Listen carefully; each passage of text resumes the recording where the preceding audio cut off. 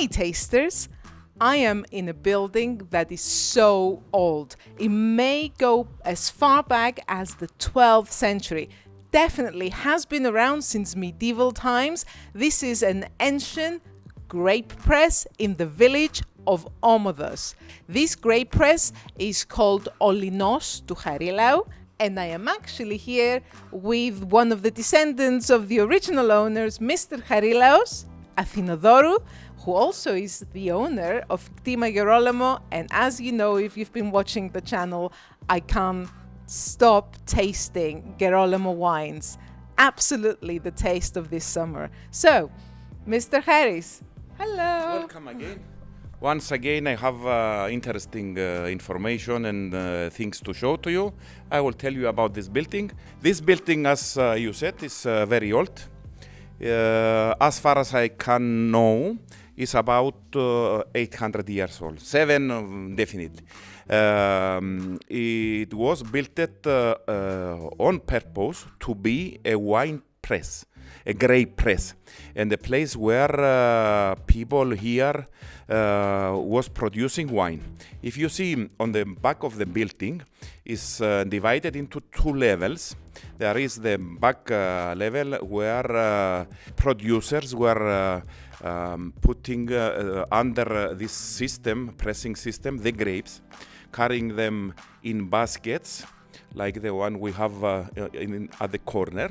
And using this system was pressing, and by transferring the weight of this stone through this beam above the grapes, and the grapes were pressed, and we were getting the grape juice out, placed next to these jars, and the process was the same always: fermentation and production of wine.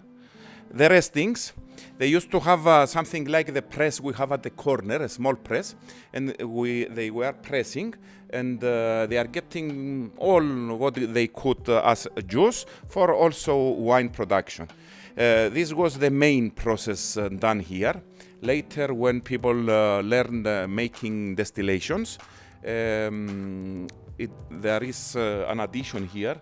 The distillation equipment, kazani or still, where the restings after the separation of juice, after also their fermentation, were boiled, and they used to produce, as you know, the zivania, okay, the strong drink, the traditional drink of Cyprus, zivania. This is all about the building and how it was used. You can see, of course, some contemporary, I couldn't say, but there are some machines. When the industrialization appeared, there are some manual machines doing the job of all this system. Be placed on top of each jar, and the grapes were placed here, and people was crushing.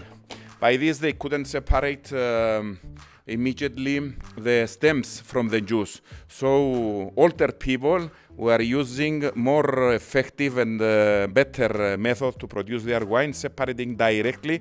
This is a detail we are doing as well now, separating the stems from the skins and avoiding getting some parameters in the taste of our wines we don't like. How it was working? You can see this is about 8 meters long, very heavy beam. 2 persons were elevating the beam up with the help of this screw, okay? And this was, when it was up enough, underneath they were placing and grapes, and above, on top of the grapes, in a vertical way, some smaller wooden beams which were placed on top of the grapes, and they were below the heavier beam.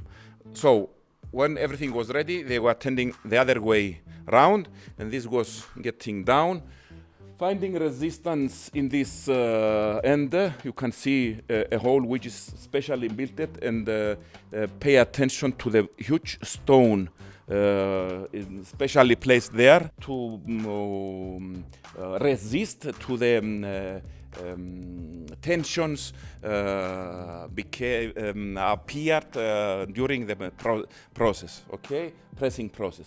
And from this hole, this jar, I guess, wasn't initially here, okay? From this hole, they were getting, most probably, I can't show you now because we are using for different purpose this smaller one. It was where they were getting the grape juice. And how was the grape juice placed in the jars? They used to have something like this, with a hole, and it was an equipment transferring grape juice to the jars. This is approximately the whole idea. By turning, as I said, the opposite way around, this stone in one stage was elevated and was kept like a weight hung on this, and the weight of this stone was transferred above the grapes, and this is how it was working. Now we have this like a museum. This building and the whole mechanism is unique. There are very, very few remaining on the island. At the past, I believe every family or few families together used to have, as I've been told by my grandfather, used to have something like this. And all together, they were crushing their grapes and producing their wine and living by that. That was fascinating information. I have never seen this ancient technology before. It's very dramatic how technology makes things smaller, but less attention to detail. Look at that versus that. Amazing.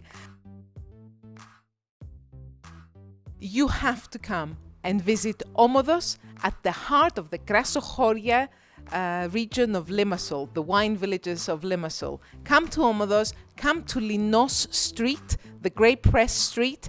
Linos Tou Charilaou is open every single day to receive guests. Come here and get to know firsthand how wine was made 700 years ago. It's absolutely fascinating.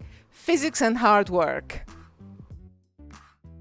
As a special treat, there is actually a bar here with all of the Ktima Gerolemo flight of wines, and you get to enjoy a tasting of some of the finest wines on the island of Cyprus.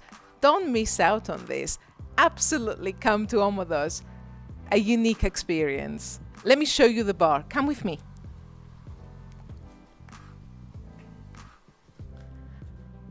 Look at that. Sportico. Indigenous variety, nearly became extinct, recently rescued. Another indigenous grape of Cyprus, Morocanella. You have to have these with fish and chips. You don't know what you're missing if you've never ever had these two things together. Gerolemo Morocanella and freshly fried, crisp fish and chips. I could go on and on and on, but a recent favorite, absolutely try wild ferment Xynisteri. Wild fermentation. Definitely give this a go. It tastes wildly different.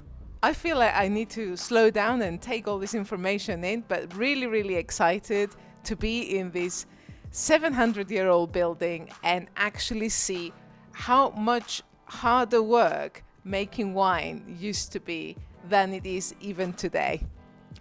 Tasters, if you found this interesting, if you've enjoyed this video, please give it a thumbs up, and I will see you on the next video.